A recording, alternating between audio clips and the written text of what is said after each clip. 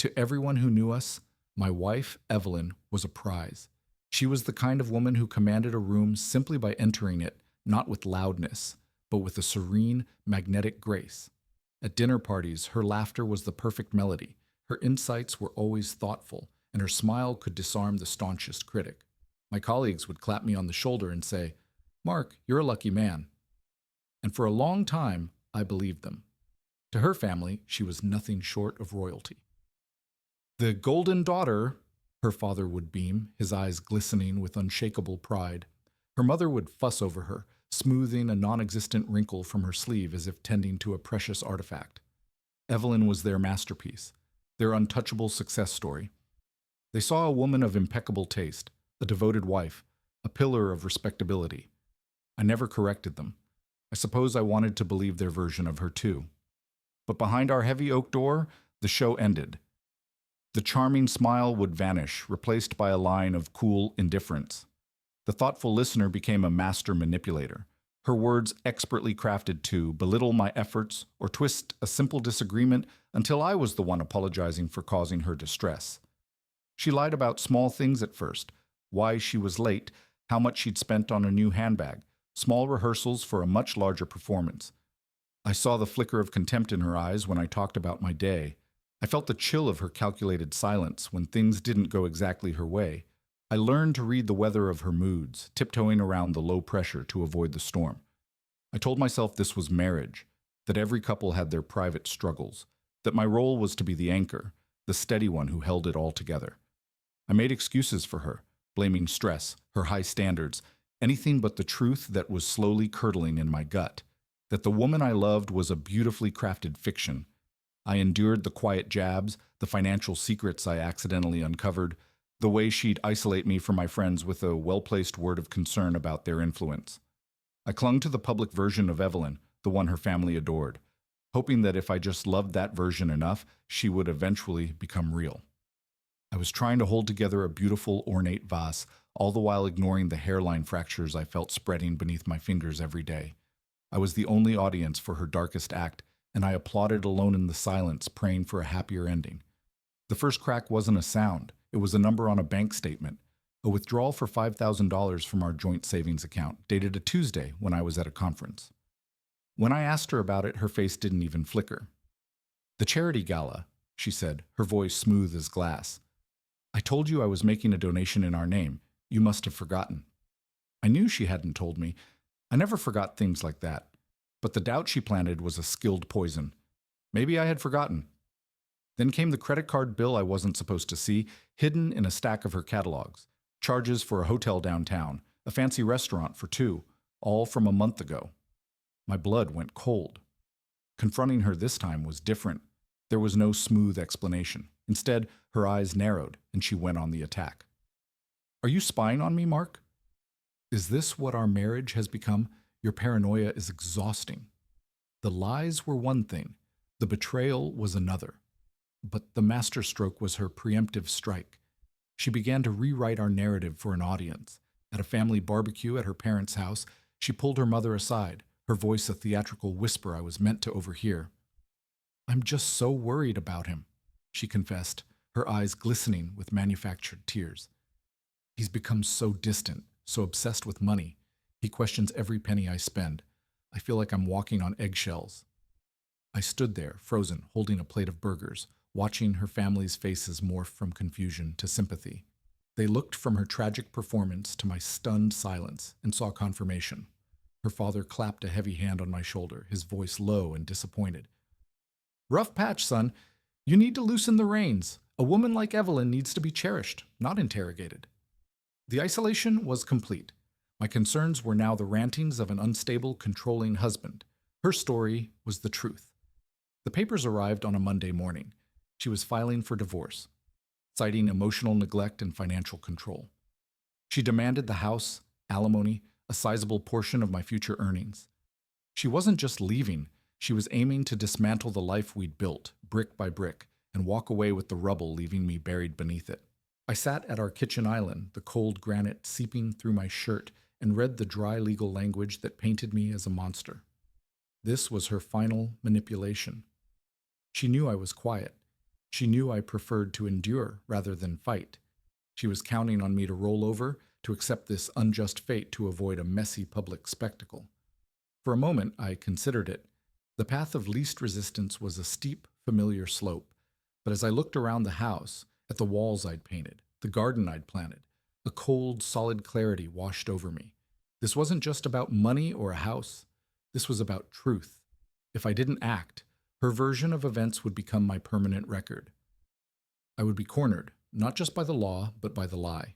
And I realized with a terrifying calm that I was done being quiet. The silence in the house after she left was a physical thing. It was no longer our home, it was a crime scene, and I was both the detective and the victim. The first night I just sat in the dark, the divorce papers a stark white accusation on the coffee table. But by morning, the paralysis had burned away, replaced by a cold, focused rage. She had chosen this battlefield. I would just have to become a better general. My first move was to call a lawyer, not just any lawyer, but Sarah Jenkins, a woman known in legal circles as a pit bull in pearls. I laid it all out for her in her sterile, expensive office. The hidden debts, the suspicious withdrawals, the infidelity I strongly suspected but couldn't yet prove. She listened, her expression neutral, taking precise notes. When I finished, she looked up and said, "This is a character assassination. Her family will be her choir. We need evidence, not suspicions, proof." So I began to dig. I turned our office into a war room.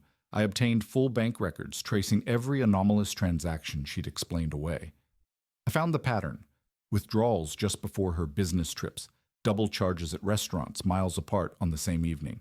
I compiled spreadsheets, creating a timeline of her deceit that was as meticulous as it was damning. Then I remembered the old iPad we shared, synced to a cloud account. She'd forgotten about it. When I logged in, my heart hammered against my ribs. There they were, text messages, synced from her phone, conversations with a man named David, filled with intimacies that made me sick, plans for meetings, discussions about me, where she called me controlling and emotionally barren, laying the groundwork for her public performance. I took screenshots, my hands steady despite the tremor in my soul. I hired a forensic accountant on Sarah's advice. He uncovered accounts I never knew existed, lines of credit opened in my name, all meticulously hidden. The financial portrait he drew was of a woman systematically looting our shared life.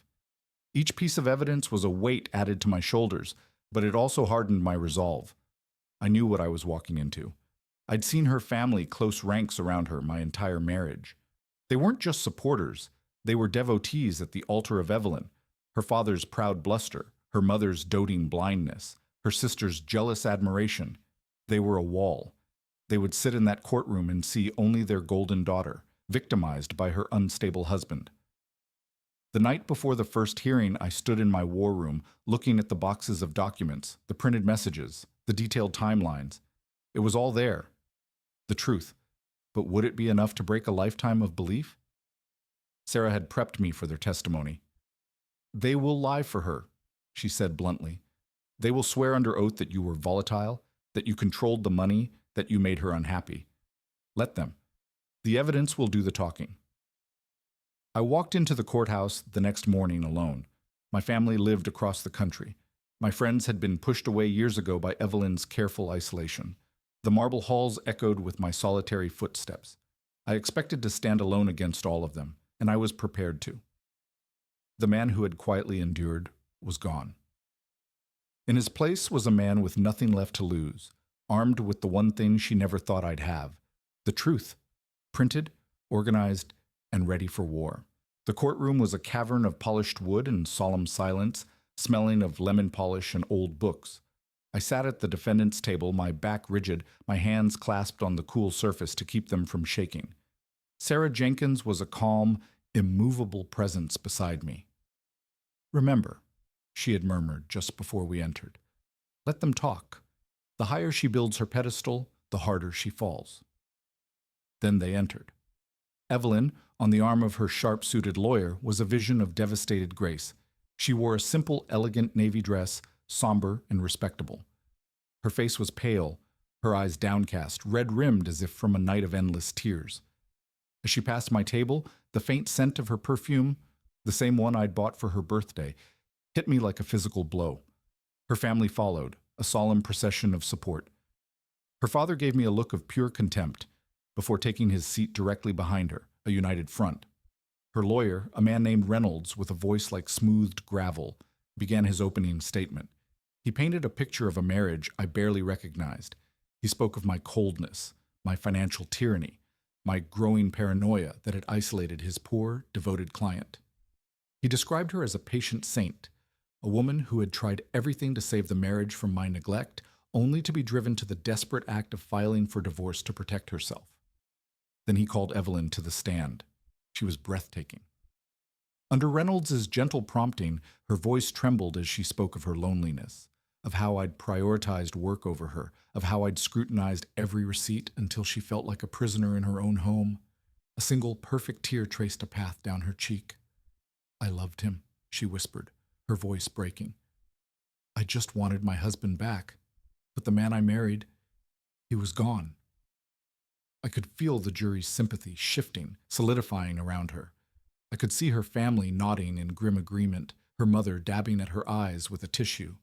Reynolds led her through a curated history of our marriage, each anecdote expertly twisted to showcase her suffering and my callousness. She was the star of her own tragedy, and the courtroom was her captive audience. When it was Sarah's turn for cross-examination, she approached the stand with a quiet, almost respectful demeanor. Mrs. Evans, she began, her voice soft, you've described a marriage characterized by financial control. Can you tell the court about your personal spending habits?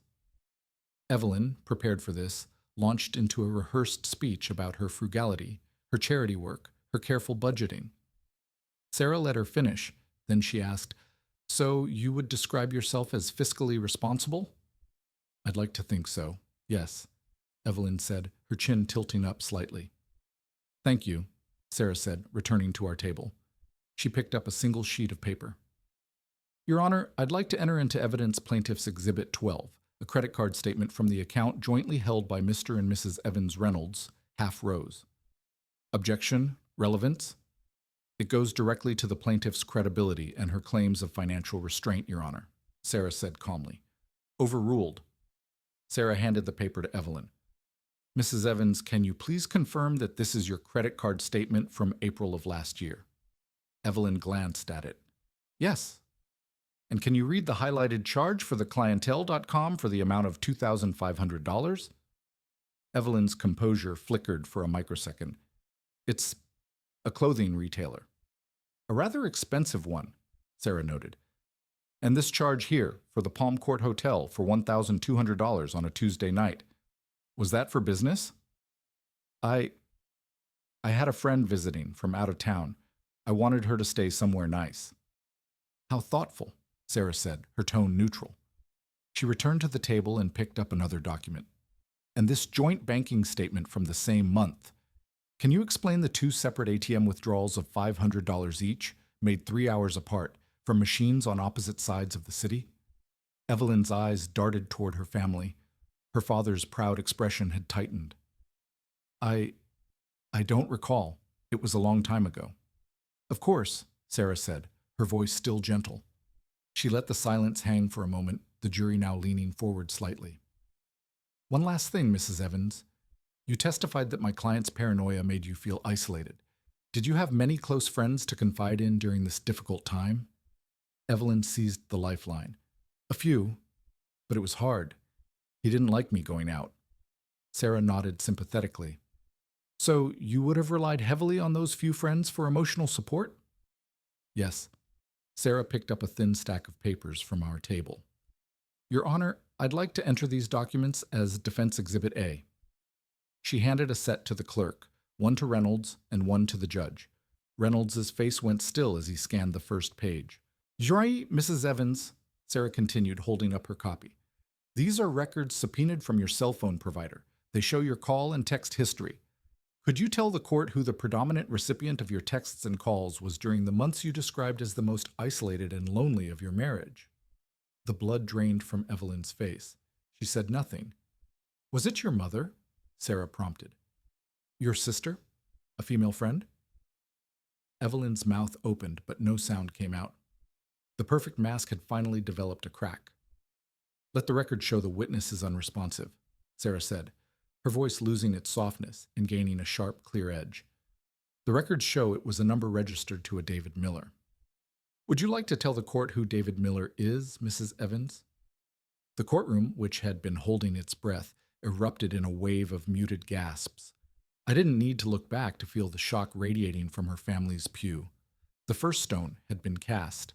The facade had begun to chip. The gasp that rippled through the courtroom was like a sudden chill wind. Evelyn's composure shattered. The delicate, crying widow vanished, replaced by a woman whose eyes flashed with pure panic. She stared at her lawyer, Reynolds, who was frantically scanning the phone records, his confident demeanor visibly crumbling. "Objection!" Reynolds finally barked, shooting to his feet. "Relevance?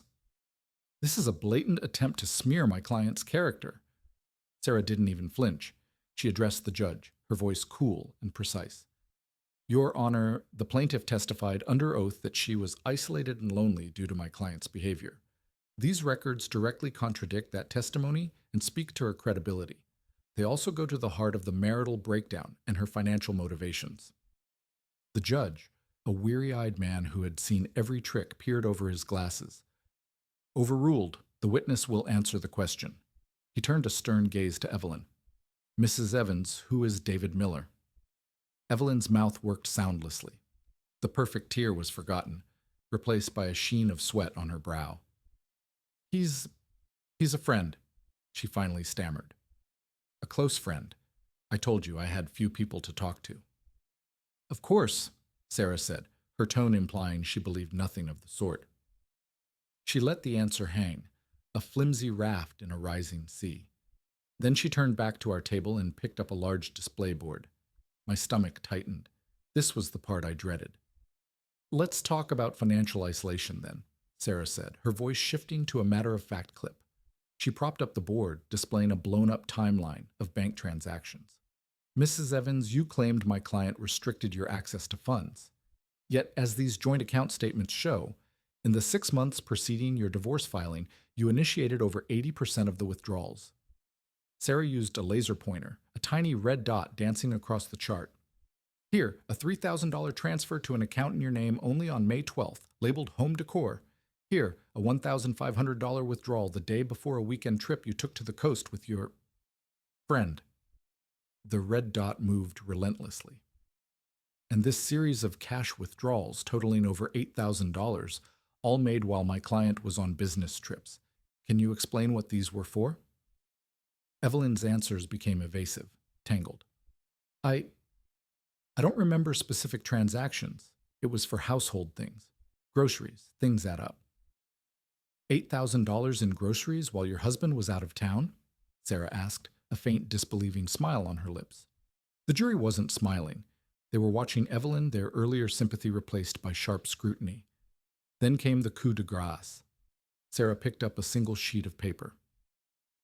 "Your Honor, Defense Exhibit C. An email from Mrs. Evans to David Miller dated 3 months before the filing." She didn't even hand it to Evelyn first. She read it aloud, her voice clear and devoid of drama. "It's finally done.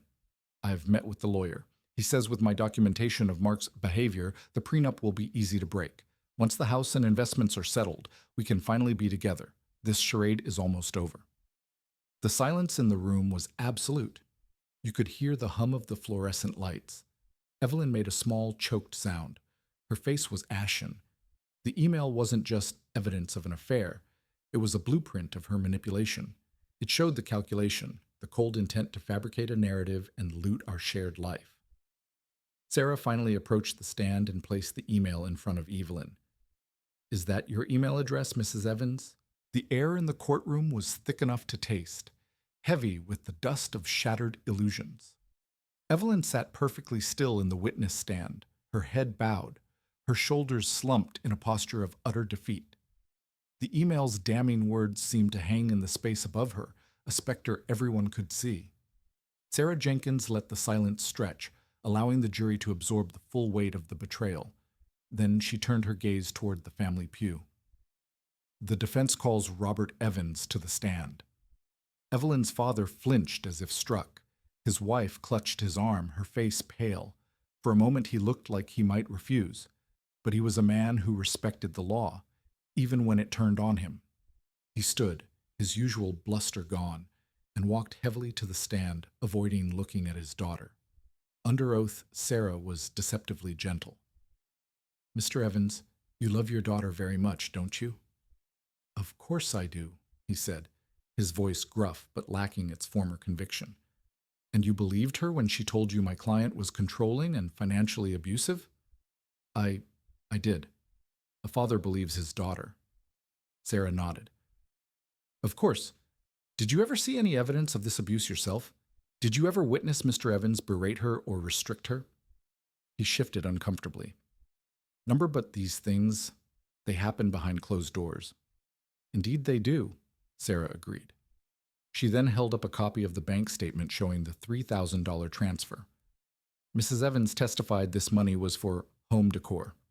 Were you aware she approached you for a loan of $5,000 that very same week, citing urgent, unspecified marital problems?" Robert Evans's face fell. The memory was clearly there, and the connection was being made in real time. He looked over at Evelyn, a deep confusion and dawning hurt in his eyes. She did," he admitted quietly. "Thank you. No further questions." Reynolds, in a perfunctory attempt at damage control, stood. "Mr. Evans, you still believe your daughter is a good person, don't you?" The old man looked at his hands, then at his daughter's broken figure in the witness stand. The truth he had been presented with was a boulder he could not move. He finally looked at the jury, his voice a hollow whisper. "I believed I knew who she was." It wasn't an affirmation. It was a surrender. One by one, her family was called. Each, faced with the irrefutable proof, the timelines, the emails, the financial records, reluctantly admitted they had never seen any evidence of my supposed cruelty, only heard her stories. Their testimony wasn't fiery or vengeful. It was quiet, ashamed, and devastating. They weren't testifying against her out of malice, but because the pedestal they had built for her had crumbled to dust, and they could no longer deny the person standing in the rubble. They had worshipped a fiction, and now they were burying it. The judge's ruling was swift and unequivocal. The prenuptial agreement stood. Her claims of abuse were dismissed as perjury. She received nothing. As the gavel fell, the sound echoed like a tomb, sealing shut. Evelyn didn't look at me. She didn't look at anyone. She stared blankly ahead as her own family gathered their things and walked out, their footsteps echoing in the silent room. Not one of them waited for her. The golden daughter was now tarnished, abandoned on the courtroom floor. I felt no triumph, only a hollow, weary relief. The war was over. I had my life back. Walking out into the pale sunlight, I took a deep, clean breath of free air. Justice wasn't about winning assets or spiting her. It was about the truth finally being seen and acknowledged by everyone who had been blind to it. I didn't destroy her. She destroyed herself. I only held up a mirror.